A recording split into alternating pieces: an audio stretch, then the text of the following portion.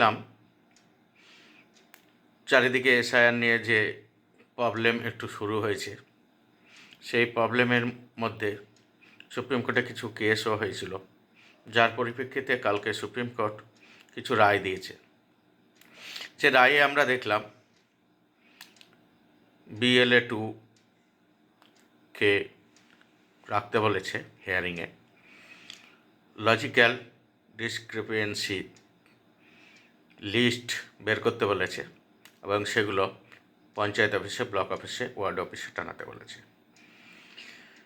তার 3 দিনের মধ্যে চিঠি দিতে হবে এবং 10 দিনের মধ্যে প্রক্রিয়াটা কমপ্লিট করতে হবে, এরকম সম্ভবত বলেছে। এবার আর কি বলেছে, ভেন্যুর সংখ্যা বাড়াতে বলেছে, আর রিসিপ্ট দিতে বলেছে ডকুমেন্টসে যে জমা দিচ্ছে, আর মাধ্যমিকের সার্টিফিকেট অ্যালাউ ছিল কিন্তু অ্যাডমিট অ্যালাউ ছিল না, সেই অ্যাডমিটটা অ্যালাউ করতে বলেছে। আমরা দেখলাম আজও কিছু জায়গায় রিসিপ্টের ব্যাপারে বলছে যে কমিশন নির্ধারিত যে ডকুমেন্টসগুলো, সেই ডকুমেন্টসগুলো দিলে রিসিপ্ট দেওয়া হবে, অন্যথায় অন্য ডকুমেন্টস দিলে রিসিপ্ট দেওয়া হবে না। কিন্তু অনেক ডকুমেন্টসই নেওয়া হচ্ছে, যাই হোক, যে সমস্ত ডকুমেন্টস আছে। আর অ্যাডমিট গ্রহণের ব্যাপারে যেটা কথা, সেটা হলো, আমি আগেও বলেছিলাম, অ্যাডমিট গ্রহণের ব্যাপারটা ঠিক আছে, কিন্তু যাদের অ্যাডমিট নেই, যারা অতদূর পড়াশোনা করতে পারেনি, তাদের জন্য তো কেউ কথা বললো না। তাদের তো যে সমস্ত ডকুমেন্টসগুলো চেয়েছে, সে সময়কার আই কার্ড, পেনশনের অর্ডার, তারপরে ব্যাংক অ্যাকাউন্ট, এই সমস্ত জিনিসগুলো তো তাদের নেই। বার্থ সার্টিফিকেট, তারপরে কাস্ট সার্টিফিকেট, সেগুলো নেই, কারণ কাস্ট সার্টিফিকেট করতে গেলেও অনেক ঝামেলা। তারপরে ধরেন গভর্নমেন্টের তরফ থেকে যদি বাড়ি, জায়গা, পাট্টা কিছু পাওয়া গেছে, সেইগুলো, তার ফলে ফ্যামিলি রেজিস্টার, সেই ফ্যামিলি রেজিস্টারও তাদের কাছে নেই। হ্যাঁ, রেজিস্টারের একসময় গণনা করা হয়েছিল পরিবার, কিন্তু সেই রেজিস্টারের কোনো কাগজপাতি তো তার কাছে নেই। আধারের তো ধরেন মান্যতা সেরকম নাই বললেই চলে, দিচ্ছেই না। হ্যাঁ, তাহলে তারপরে এই সমস্ত, তারপরে বন অধিকার, বনের সার্টিফিকেট, এই সমস্ত ফরেস্ট রাইট সার্টিফিকেট যেটা বলছে, এই সমস্ত কাগজ তো কিছুই নেই। একমাত্র সম্বল তাদের প্রাইমারি স্কুলে কি হাই স্কুলে তারা পড়াশোনা করেছে, এইটুকু সম্বল থাকতে পারে। তাহলে যারা প্রাইমারি স্কুলে পড়াশোনা করেছে, তারপর পাসপোর্টও নেই অনেকের, তা প্রথম কথা, সেই প্রাইমারি স্কুল আর হাই স্কুলের যে সার্টিফিকেট, একটা সেই সময় পড়াশোনা করতো তার নথি একটা, এটা দেওয়ার জন্য তো কেউ বলছে না। কিংবা সরকারের কাছ থেকে যে ফ্যামিলি রেজিস্টার গণনা করা হয়েছিল, সেই রেজিস্টারের কাগজ উপযুক্ত অথরিটিকে প্রদান করার বিষয়ে তো কেউ কিছু বলছে না।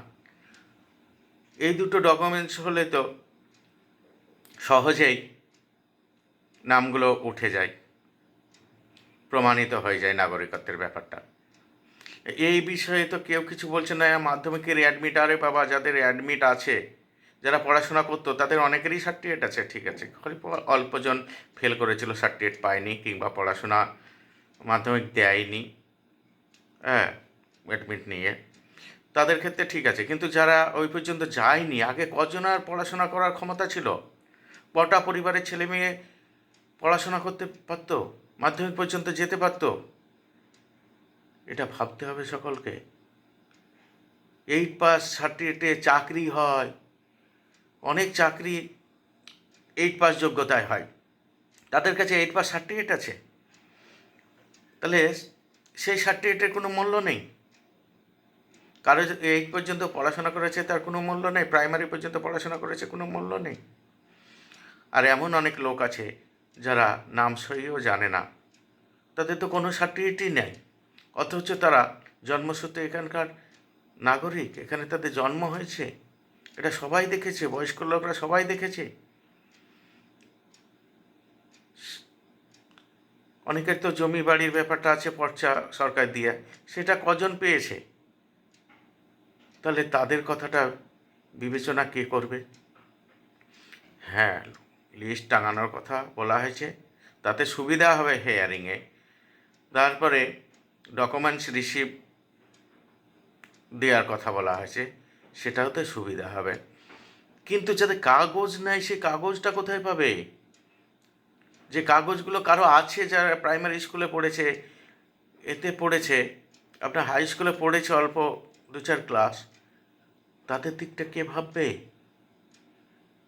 এটা তো কেউ বলছে না।